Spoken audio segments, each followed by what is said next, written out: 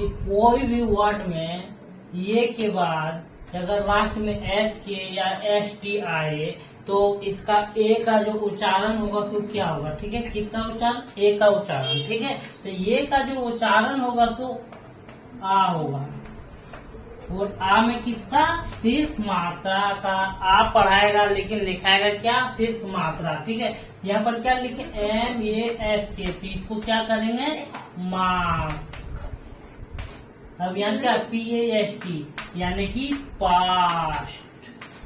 यहाँ क्या, LAST last. SAST क्या पढ़ेंगे, हार्ट। और TASK क्या पढ़ेंगे, टास्क, ठीक है।